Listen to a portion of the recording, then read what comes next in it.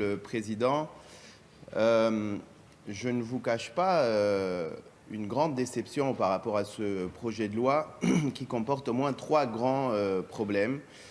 Il y a des problèmes de gouvernance, il y a des problèmes face aux tarifs en eux-mêmes, le projet de loi touche aux tarifs, et enfin, il y a des problèmes aussi face aux super pouvoirs que le ministre se donne à travers ce projet de loi.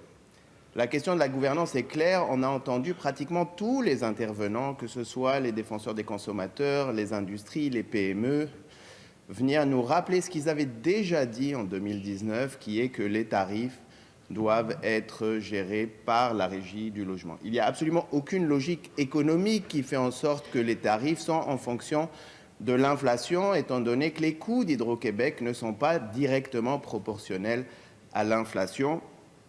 Et donc, en ayant refusé d'avoir écouté la société civile en 2019, on se retrouve aujourd'hui à avoir ce projet de loi qui ne corrige pas la situation.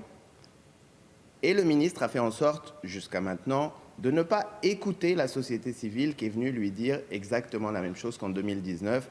C'est la régie du logement qui devrait définir à chaque année le coût juste que, entre autres, les Québécoises et les Québécois doivent payer.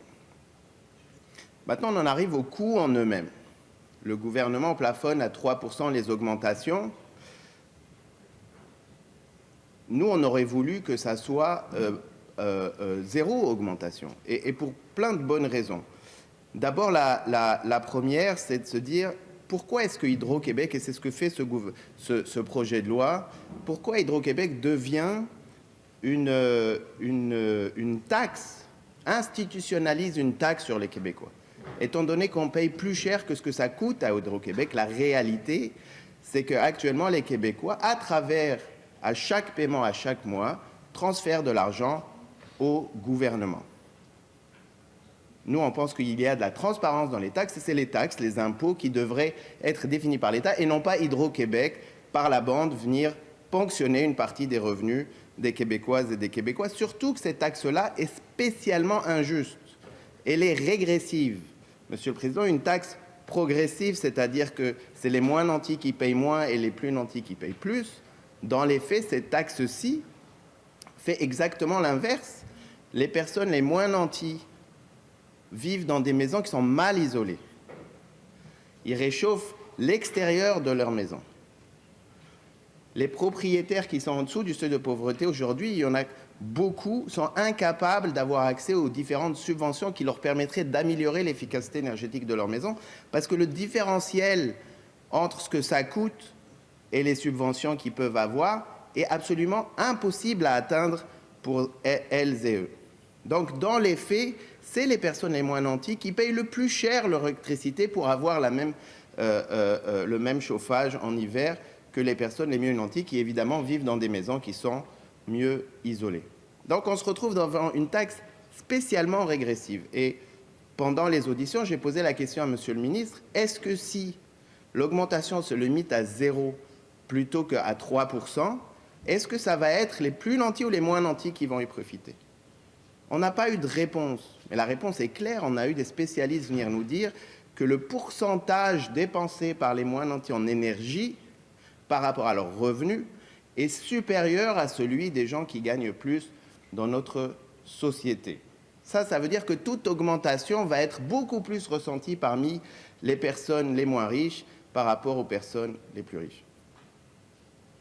Maintenant, il y a la question d'efficacité énergétique. On a parlé de la possibilité, on a entendu des spécialistes nous dire qu'il va falloir avoir des programmes qui aident les personnes les moins nantis à mieux isoler leur maison, à mieux chauffer leur maison, ce qui va nous permettre d'économiser de l'argent comme société, parce que ça coûte moins cher d'économiser un kilowattheure que d'en produire un nouveau à travers une éolienne ou un barrage. Évidemment, il n'y a aucune réflexion qui a démarré sur ce sujet. Nous n'avons pas senti une écoute particulière du ministre face à ces propositions. De l'autre côté du spectre, on a des personnes aujourd'hui qui gaspillent l'énergie. On a des gens qui habitent dans des grandes maisons et qui laissent le chauffage ouvert pendant qu'ils ne sont pas là pour le chat. On a des personnes qui ont des systèmes de chauffage d'extérieur devant leur stationnement pour faire fondre la neige. On a des gens qui gardent un jacuzzi à 25 degrés à l'extérieur par moins 30 pour pouvoir de temps en temps, une fois par mois, aller dans de l'eau chaude à l'extérieur.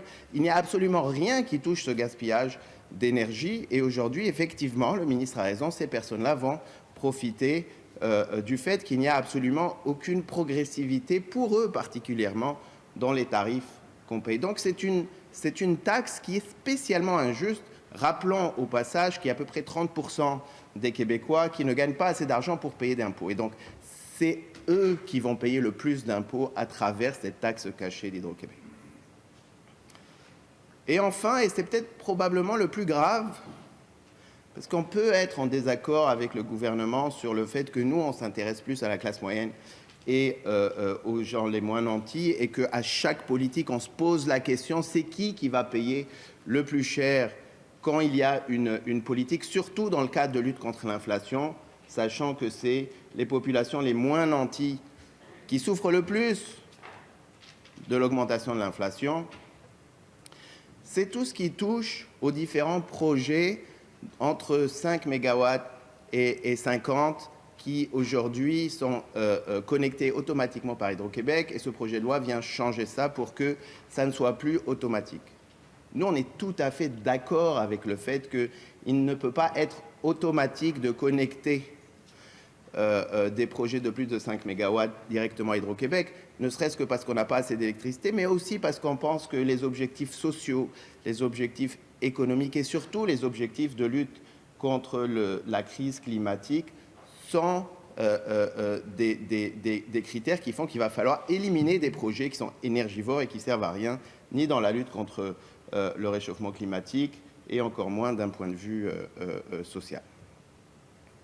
Mais qu'est-ce qu'il dit, ce projet de loi?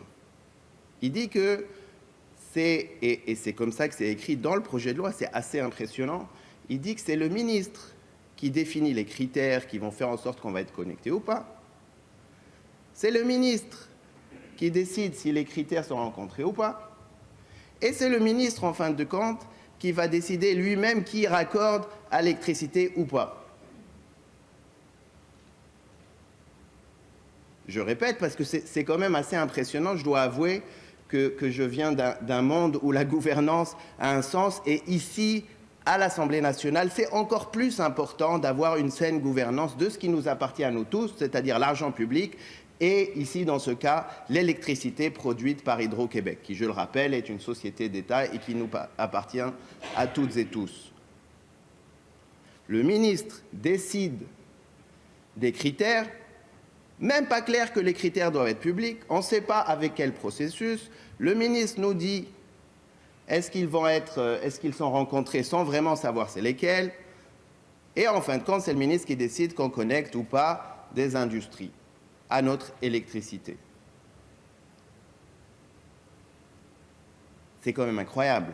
Comment allons-nous éviter, oublions M. Fitzgibbon, dans le futur, imaginons un ministre qui se fait soudoyer par une société qui lui dit « s'il te plaît, raccorde-moi parce que moi, je vais être plus compétitif que les autres ».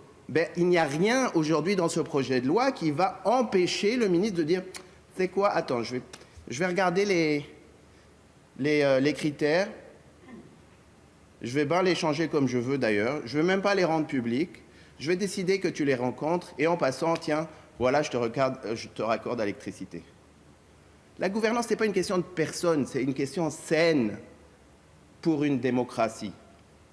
Et ce qu'on voit dans ce projet de loi, c'est rien qui est sain sur une question de gouvernance. Je vous avouerai que c'est vraiment choquant qu'on arrive à trouver ça normal. Et je rappelle maintenant, pour revenir à la question, Monsieur le ministre, c'est quand même le seul qui a été blâmé par l'Assemblée nationale au complet sur des questions d'éthique. Et il nous donne comme exemple le fait que on va suivre les mêmes méthodes qu'il y a dans Investissement Québec. Je rappelle aussi que le ministre n'a même pas respecté les recommandations qui lui ont été faites pour choisir qui va gouverner Investissement Québec. Et aujourd'hui, ce qu'on nous dit, c'est un chèque en blanc sur des critères inconnus pour connecter ce qui est le plus cher. Ce qui est comme il y avait l'or noir dans le dernier siècle, aujourd'hui l'électricité propre, c'est l'or du Québec, sans aucune gouvernance. Donc je répète, aucune écoute face à la société civile qui veut qu'on revienne à la régie pour avoir des tarifs qui ne sont pas une taxe cachée, qui sont des tarifs qui sont basés sur un raisonnement sur le coût de ce que ça coûte comme électricité à Hydro-Québec. Une taxe cachée qui est spécialement régressive, car c'est les personnes les moins nantis qui payent le plus cher l'électricité par rapport à la chaleur qu'ils reçoivent dans leurs maisons qui sont des passoires énergétiques. Et enfin, une absence totale de gouvernance sur quelle industrie on va connecter à notre électricité. Si on n'est pas d'accord sur les deux premiers points et que le gouvernement veut absolument que Hydro-Québec soit une vache à lait du gouvernement, ça lui appartient, on est en désaccord. Mais sur les questions de gouvernance, comment c'est possible qu'on accepte une chose pareille? C'est d'ailleurs dans ce cadre qu'on va redéposer un seul des amendements qu'on a déposés. On en a déposé plusieurs. Nous, on pense que celui-là particulièrement, oubliant les questions de tarifs, mais celui-là, sur le fait que ça devrait être la régie qui décide si les critères sont rencontrés ou pas, et non pas le ministre, on va le redéposer à l'instant. Et évidemment, on espère que du côté du gouvernement, il y a eu un cheminement sur la réflexion de ce qui est le minimum de ce que c'est qu'une saine gouvernance. Maintenant, vous avez compris, probablement, Monsieur le Président, que nous allons voter contre ce projet de loi tel qu'il est pour l'instant, s'il n'est pas amendé, évidemment, avec une véritable déception, car c'est un moment important. Et je terminerai peut-être avec un point, c'est que ce projet de loi vient dans le cadre de petites approches à la pièce. On a des enjeux économiques énormes qui nous attendent, énormes. Et les faits sont même pas clairs. Et ça, c'est une partie de l'équation beaucoup plus large. Et nous, on pense qu'il faut absolument avoir des faits clairs ici à l'Assemblée nationale pour que nous, législateurs, en soient capables de prendre les bonnes décisions. Et ça veut dire quoi? Ça veut dire qu'à court terme, il faut d'abord qu'on comprenne c'est quoi le plan stratégique d'Hydro-Québec. Et il faut que Mme Sophie Brochu vienne à l'Assemblée nationale nous l'expliquer. On a du mal à comprendre pourquoi c'est si compliqué pour le gouvernement d'accepter une requête aussi simple, alors que Mme Sophie Brochu va quitter ses fonctions au début du mois d'avril. Mais plus largement, il y a plus d'une centaine d'associations qui ont demandé un BAP générique, qui nous permettrait non pas d'avoir des petits projets à la pièce, mais d'avoir d'abord des faits et ensuite des recommandations non partisanes pour pouvoir prendre les meilleures décisions pour l'avenir du Québec, pour atteindre les cibles de 2030 que le gouvernement lui-même s'est donné, et ensuite, évidemment, la carboneutralité en 2050. Et c'est quoi l'argument qu'on a entendu de Monsieur le ministre de l'Énergie? C'est de dire, mais un BAP, ça prend 2 ou 3 ans. Encore une fois, nous, on veut un BAP pour les faits. Même les faits sur le BAP ne sont pas les bons. C'est assez impressionnant. Les BAP ne prennent pas 2 ou 3 ans. La durée du BAP sont définies par les ministres. Sur le dernier quart de siècle, il n'y a aucun BAP qui a pris plus qu'1 an. Le seul BAP qui a pris plus de 14 mois, il a été fait en 1900, Monsieur le Président. Il y a plus qu'un siècle. Là, on parle des faits associés au processus qui pourrait nous donner des faits. Même ces faits-là, le gouvernement ne nous donne pas les bons.